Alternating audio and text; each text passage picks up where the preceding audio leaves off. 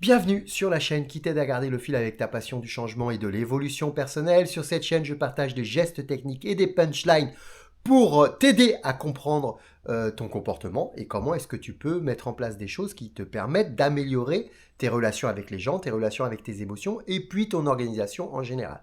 Aujourd'hui, on va parler du caractère. Vous avez tous déjà entendu dans votre vie, cette personne a vraiment un très très bon caractère. Ou bien, à l'inverse, cette personne a vraiment un sale caractère. On l'entend extrêmement souvent et on le voit dès le plus jeune âge. Moi, je me souviens que quand j'emmenais mes enfants à l'école le matin, en maternelle, donc ils étaient tout petits, ils avaient 4-5 ans, eh bien, tu croises des enfants qui ont un mauvais caractère. Donc tu vois le papa qui est avec son enfant et qui le traîne presque pour l'emmener à la maternelle, et puis t'as le petit garçon ou la petite fille qui « Oh non !» et qui pleure. Et ce qui est assez incroyable, c'est que ces enfants que tu repères quand t'emmènes tes propres enfants, ils font exactement la même chose le lundi, le mardi, le jeudi, le vendredi. Parce que ça fait partie de leur caractère. C'est comme ça, c'est leur caractère, et ce qui fait que systématiquement, ils auront un petit peu ce même tempérament. Alors attention de ne pas confondre le caractère et la personnalité. Je ferai une vidéo sur la personnalité. On va dire que pour vous donner une image, le caractère c'est un arbre qui est bien enraciné, qui prend des racines profondes. Et puis la personnalité, c'est plus une forêt où tu vas pouvoir changer d'arbre un petit peu. C'est-à-dire que tu vas avoir un peuplier, puis le lundi tu vas être un chêne, et puis le mercredi tu vas être un châtaignier. Tu vas être capable de changer un petit peu les choses comme ça, d'influencer un petit peu comment est-ce que tu vas te comporter avec les gens, et ça va faire l'ensemble de ta personnalité. Donc je reviendrai dessus sur la prochaine vidéo. Là, on va vraiment se concentrer sur le caractère. Caractère, origine étymologique du mot, c'est grec, caractère. Je ne sais pas si je prononce bien, mais ça veut dire trace, marque. Voyez, donc c'est vraiment quelque chose qui fait partie de toi, et on va le comprendre avec la première couche de notre caractère, puisque notre caractère est composé de 4 couches. Ça vient d'un livre qui s'appelle Les lois de la nature humaine de Green, et vous allez voir que c'est absolument incroyable. Et donc la première couche, c'est l'héritage génétique. Donc là, voilà, bagage génétique, t'arrives, tu nais, et puis tu emmènes ce petit bagage avec toi, qui est l'héritage génétique, ton ADN. Voilà, ton caractère, il y a déjà une partie de ton caractère, une petite couche qui est l'ADN. Mon héritage génétique, je peux rien faire dessus, je peux pas travailler dessus, c'est comme ça, je l'ai ou je ne l'ai pas. Donc c'est un petit peu la roulette russe, entre guillemets. Tu as des enfants qui vont avoir un héritage génétique plutôt positif, ils vont être toujours de bonne humeur le matin, très contents, et tout va bien se passer, ils se réveillent, ils sont enjoués, et puis t'en as d'autres, ils se réveillent, ils sont bougons, ils ont pas envie de se lever, ils vont se plaindre. Moi, j'ai eu une chance incroyable, donc j'ai bénéficié d'un bon héritage génétique, et mes enfants aussi, parce qu'en général, quand je me lève le matin, je suis toujours à peu près d'une humeur assez stable et plutôt bonne. Je suis jamais trop de mauvaise humeur, même quand je me suis couché tard la veille. On le voit énormément dans les familles. Si vous êtes une famille avec un homme, une femme, 2 enfants, vous voyez bien quelles sont les différences de caractère au réveil le matin. Le réveil matin, c'est un bon indicateur pour voir si la personne est plutôt d'un caractère favorable, entre guillemets, ou bien un caractère plutôt bougon et un peu « Oh là là, il fait moche, j'ai pas envie de me lever, la journée va être difficile ». C'est des traits de caractère, ça. C'est vraiment des traits de caractère. Et donc, héritage génétique, tu peux pas faire grand-chose sur ton héritage génétique, c'est comme ça.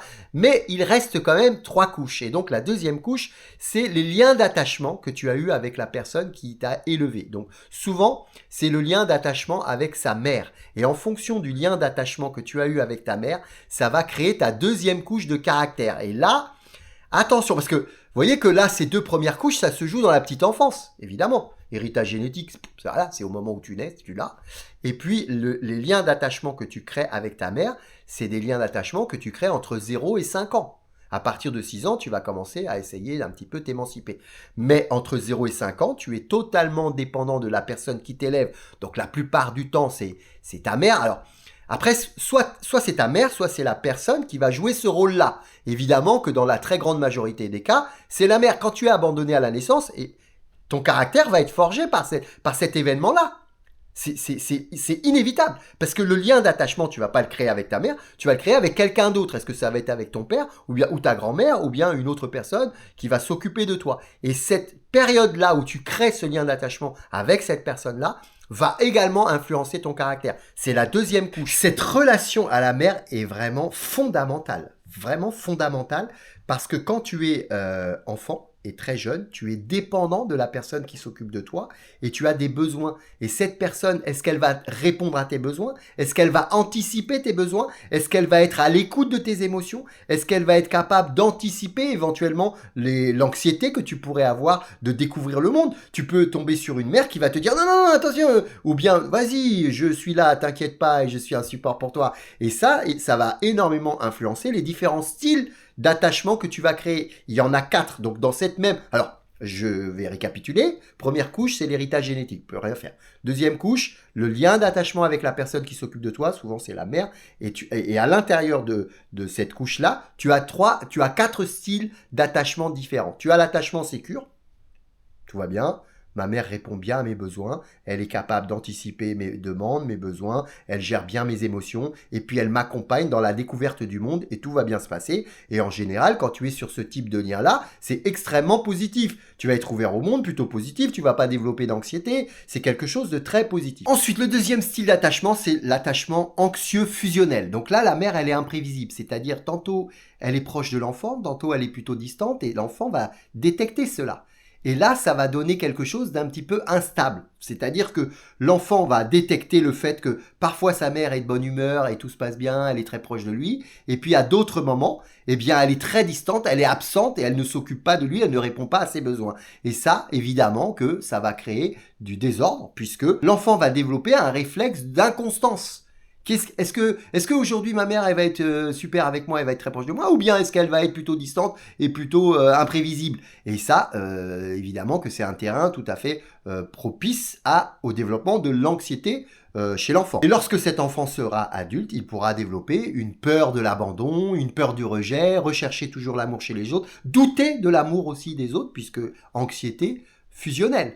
Donc on va douter de l'amour de notre partenaire parce qu'on a mis ses racines dans notre caractère dans la petite enfance à cause du lien d'attachement avec notre mère qui était un lien d'attachement de style anxieux fusionnel. Ensuite, il y a le troisième style d'attachement, c'est le style anxieux évitant. Alors là, la mère, elle s'occupe pas trop de son enfant, elle est plutôt extrêmement distante, elle ne varie pas entre je suis proche, je suis loin, elle est d'une manière générale plutôt distante. Et là, l'enfant, évidemment que ses besoins ne sont pas assouvis, il est dans la recherche et la demande de l'amour, et là, ça va développer plutôt une logique d'indépendance. Je vais pas forcément aller rechercher de l'amour parce que j'ai pas confiance forcément dans l'amour des autres, puisque ma mère ne me l'a pas forcément apporté quand j'étais enfant, et donc je vais développer une grande part d'indépendance en moi, et je me mets à distance. En général, je ne recherche pas la relation avec l'autre. Puis le dernier style d'attachement, c'est l'attachement désorganisé. Alors là, celui-là, il est plutôt rare, mais c'est plutôt le cas où la mère, elle s'occupe pas du tout de son enfant.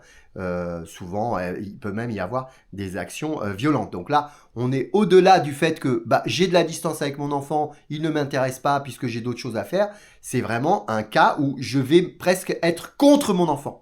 Pourquoi il est là? J'en voulais pas, j'avais raison de pas le vouloir, il m'énerve, j'en peux plus. Et on peut développer de la violence envers son enfant. Alors évidemment que c'est le pire style qui puisse vous arriver. Et ça, tu peux pas le décider puisque quand tu es enfant 0-4 ans, c'est pas toi qui décides comment est ta mère ou comment est la personne, la figure d'attachement qui va s'occuper de toi. Tu peux pas le décider comme ton héritage génétique. Tu peux rien faire là-dessus. Et donc c'est pareil, c'est un peu comme l'héritage génétique finalement, c'est la roulette russe. Est-ce que tu vas tomber sur une mère qui va te donner un style d'attachement sécure, anxieux fusionnel, ou bien désorganisé, le dernier le pire, ou bien l'anxieux évitant?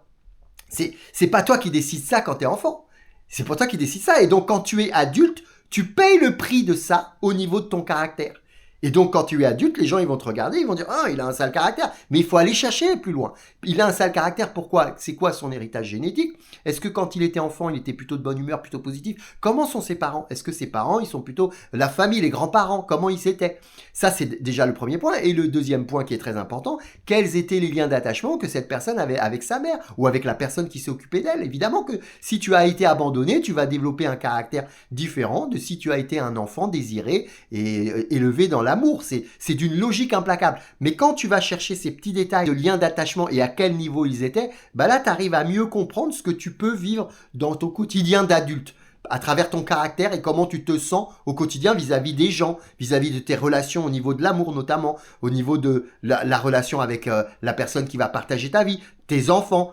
Tout ça, ça va énormément influencer tes relations interpersonnelles. ton caractère, les racines de ton caractère, c'est quelque chose d'extrêmement important. Un enfant qui a été élevé avec un style d'attachement désorganisé, ça va être très compliqué pour lui parce qu'il va toujours passer d'un moment où il aura envie de s'attacher aux autres et envie d'aller vers les autres, ou à un moment où il va vouloir prendre de la distance parce qu'il va avoir peur de la relation. Donc en étant adulte, évidemment qu'il va le vivre.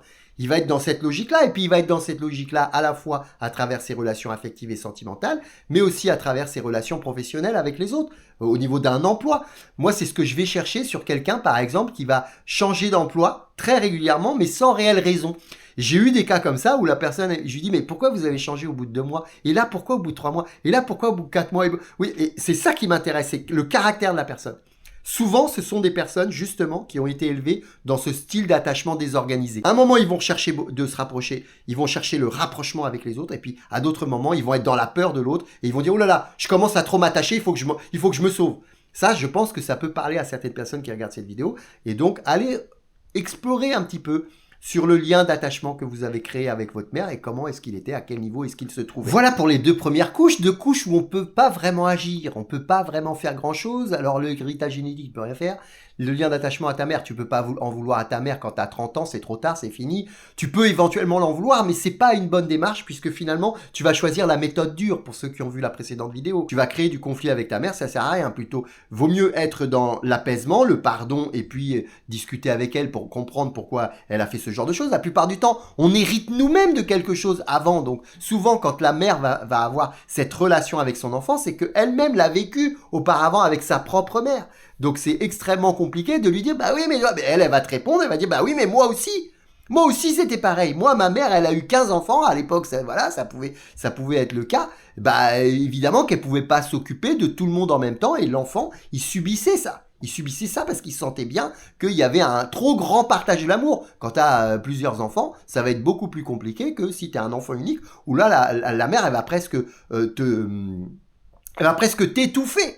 Elle va presque t'étouffer et on sera notamment plutôt sur des cas de anxieux fusionnels. Je suis à la fois extrêmement au-dessus de mon enfant et en train d'accompagner, puis à d'autres moments, bah, toute cette énergie, toute cette émotion que j'ai investie dans l'accompagnement de mon enfant, dans la réponse à ses besoins, bah, fait que je perds un peu d'énergie et il y a des moments où bah, je vais être un peu plus en retrait. Donc, assez compliqué. Être dans un style sécure, je peux vous dire que c'est très peu de personnes, hein. C'est très peu de personnes qui ont bénéficié d'un style d'attachement équilibré, où la mère, elle est là présente toujours au bon niveau. Parce que finalement, bah, toi-même, tu vis ton propre caractère et ta propre personnalité que tu vas développer. On va en arriver maintenant à la 3e couche, qui est la couche de l'expérience et des habitudes. Et celle-là, je l'adore, puisque celle-là, on commence à arriver sur des couches que tu vas pouvoir influencer pour modifier ton caractère. Et c'est ça qui me plaît, moi. Vous savez que je suis pas dans l'analytique, le systémique. Les 2 premières couches, on est dans de l'analytique. La génétique, tu vas analyser ton ADN. Le lien d'attachement avec ta mère quand tu avais de 0 à 5 ans. Donc, on va aller dans le passé. Moi, j'ai 53. Si vous avez 30 ans, vous allez aller dans le passé. Donc, on est dans l'analytique. Le systémique, c'est OK. Il y a une couche de mon caractère qui dépend de mon expérience et de mes habitudes. Tout ce que j'ai vécu pendant toutes ces années vont forger mon caractère. Des succès, des échecs, des déceptions, tout ça, ça va forger mon caractère. Et puis, en même temps, bah, je vais mettre en place des habitudes en fonction de ce qui m'arrive. Et ça, eh bien, c'est du systémique. Pourquoi? Parce que mes habitudes passées, mon expérience passée, c'est super. Mais qu'est-ce que tu fais aujourd'hui pour changer ton caractère? Si tu continues à faire ce que tu fais déjà depuis longtemps, qui ne te plaît pas parce que tu vois bien que les gens autour de toi vont te dire « t'as un sale caractère, ton caractère il n'est pas adapté à notre famille, etc. » Eh bien là, à ce moment-là, tu as le pouvoir de dire « ok, je sais pourquoi j'ai un sale caractère. Les liens d'attachement avec ma mère, c'était galère. La génétique, elle est pourrie puisque mon père, de toute façon, il était toujours de mauvaise humeur.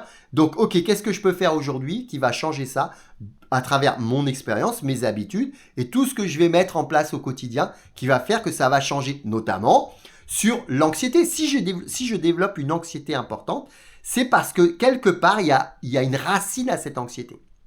Soit ma mère était très anxieuse et donc elle m'a transmis ça à travers de liens d'attachement anxieux fusionnels ou anxieux évitants. Et donc c'est pour ça que je vis ça aujourd'hui. Qu'est-ce que je peux faire maintenant au niveau de la 3e couche, mon expérience et mes habitudes pour pouvoir changer cela. Qu'est-ce que je peux faire? Est-ce qu'il n'y a pas des accompagnements, de l'hypnose, de la cohérence cardiaque, des coachs qui t'accompagnent pour gérer ton anxiété? Comment est-ce que tu fonctionnes avec des thérapies cognitives et comportementales? Là, on touche à la thérapie cognitive et comportementale. La TCC touche à la troisième couche du caractère, l'expérience et les habitudes. Qu'est-ce que tu mets en place de nouveau au niveau systémique pour que ça change au niveau de ton trait de caractère? Extrêmement puissant. Et on en arrive maintenant à la quatrième couche, puisque je vous ai indiqué qu'il y avait 4 couches au fait de forger le caractère d'une personne. Et la quatrième couche, elle est un petit peu plus superficielle, mais elle est extrêmement présente. Elle s'appelle le masque social. Le masque social, et là on déborde un petit peu vers la personnalité. Le masque social, c'est ce qu'on met en place pour plaire aux gens, pour plaire aux autres. Et donc on va mettre ce masque social pour montrer aux personnes qu'on fait ce qu'elles attendent de nous. Et ça, évidemment que c'est un de nos traits de caractère également. Ça va influencer notre caractère. Est-ce que, dans ta vie, tu as eu besoin de beaucoup mettre ce masque social? Ou bien, est-ce que tu as pu vivre une vie où tu pouvais être toi-même, vraiment toi-même, naturellement, sans forcément cacher les choses? Eh bien ça, c'est extrêmement important. Quand tu es très jeune, parfois, tu es obligé de mettre un masque social très jeune et très important et en permanence. Parce que les gens autour de toi ne t'apportent pas suffisamment de confiance pour te permettre d'être toi-même. Et tu vas te créer une autre personne au point d'avoir énormément de distance avec ton vrai moi. J'avais un échange sur un forum il y a quelques temps avec une personne où justement on parlait du caractère et je disais le caractère c'est extrêmement important et tu le vois chez les personnes en général au matin au réveil, il y a des gens qui sont de très bonne humeur tout le temps, peu importe ce qu'ils ont vécu, qu'ils aient pas d'argent, qu'ils se soient couchés tard, qu'ils aient eu des mauvaises nouvelles, le lendemain au réveil, eh bien ils sont de bonne humeur, ils vont siffloter, ils vont chanter, ils vont rire, ils vont sourire à leur compagne, à leur compagnon. Et puis on a d'autres personnes, ils vont se lever le matin, ils ont une super journée la veille, ils se sont couchés à la bonne heure, ils ont de l'argent, ils ont une santé temporelle absolument incroyable, ils n'ont pas de douleur physique, et malgré cela, malgré tous ces éléments positifs, ils sont tout le temps de mauvaise humeur. Dès qu'ils se lèvent, ils sont encore une journée pourrie, le temps il est pourri, le vent, et puis le voisin il m'énerve. Ils sont jamais de bonne humeur. Et j'expliquais ça, je disais que tu t'en rends compte vraiment au réveil. Ceux qui ont eu plusieurs compagnes ou plusieurs compagnons, ils s'en rendent vraiment compte. Eux, ils ont le recul parce qu'ils ont eu plusieurs cas de figure différents. Et donc là, ils s'en rendent vraiment compte. Et donc j'ai une personne qui a répondu à ça en disant oui, c'est vrai, effectivement, mais cependant, moi, j'ai travaillé dans une société où j'avais un collègue qui était toujours de bonne humeur et vraiment génial et on s'entendait super bien et c'était top. Et puis à côté de ça, j'avais un autre collègue, lui, il était insupportable, il était jamais de bonne humeur le matin, c'était vraiment super galère. Et bien, le gars qui était de bonne humeur, il a appris quelques années plus tard qu'il s'était suicidé.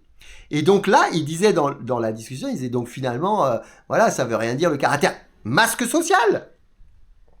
Masque social. C'est pour ça que le caractère, c'est 4 couches. Ce n'est pas qu'une seule chose. La personne, si elle met un masque social qui est, attends, je vais mettre un masque social pour cacher mon mal-être. C'est un de mes traits de caractère, le masque social, pour cacher mon mal-être, pour donner à peu près ce que les gens attendent de moi. Je pense que ce qu'attendent les gens de moi, c'est que je sois fort et que je montre une belle image de moi, que je sois positif le matin quand j'arrive au bureau ou au travail.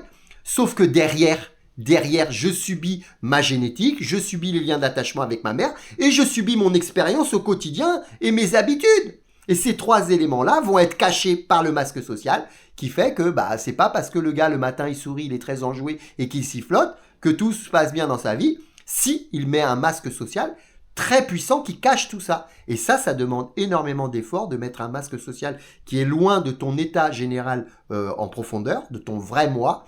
Ça va demander énormément d'énergie, énormément d'efforts et ça va finir par t'épuiser. Donc, il faut faire extrêmement attention à cette dernière couche qui est certes un petit peu plus superficielle que les 3 précédentes, mais qui néanmoins est vraiment importante pour son bien-être et pour son caractère en général. Attention au masque social. Voilà pour ces 4 couches qui forgent votre caractère. Donc maintenant, à vous d'aller explorer un petit peu maintenant que vous avez une carte, allez explorer ce qui a le plus influencé votre caractère. Est-ce que c'est l'héritage génétique, l'héritage naturel, ou bien est-ce que c'est les blessures de votre enfance, des habitudes qui ne sont pas des bonnes habitudes que vous avez aujourd'hui et que vous devriez éventuellement changer, ou bien est-ce que c'est ce masque social qui fait que les jeunes ils disent tu t'inventes une vie. C'est exactement ça le masque social. C'est tu t'inventes une vie. Tu fais semblant d'être de bonne humeur et d'être positif et tout va bien dans ta vie, alors qu'en réalité, tu subis énormément de choses par rapport à tes habitudes et aux liens d'attachement, les blessures de ton enfance.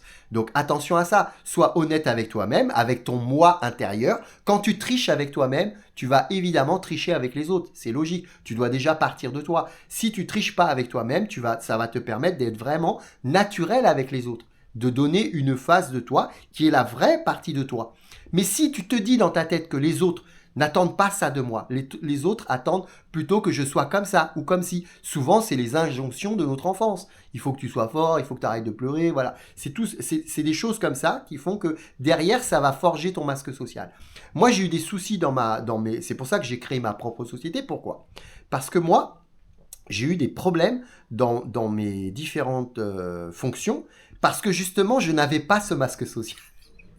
C'est-à-dire que quand j'avais quelque chose à dire à quelqu'un, bah, je ne mettais pas de masque social. Je lui disais, quand j'avais envie de rigoler, de faire de l'humour sur des trucs qui étaient quand même sérieux, puisqu'on était dans du business, des trucs un petit peu complexes, eh bien, les gens ne le prenaient pas bien. Pourquoi? Parce que eux-mêmes étaient dans une logique de masque social. Et ils ne comprenaient pas qu'une personne extérieure ne mette pas ce même masque social que eux faisaient l'effort de mettre. Moi, j'étais beaucoup trop naturel pour pouvoir évoluer dans des fonctions de direction. Donc j'arrivais à chaque fois à des fonctions de direction, middle management, mais dès qu'il fallait passer au-dessus, directeur de secteur, directeur régional, bah là, il y a énormément besoin de masque social. Donc tu vas être obligé de toucher à ton caractère. Et moi, je ne voulais pas le faire. Je ne mettais pas de masque social. Ce qui fait que mon caractère, moi, on m'appelait, on aurait pu me définir en termes de caractère fort.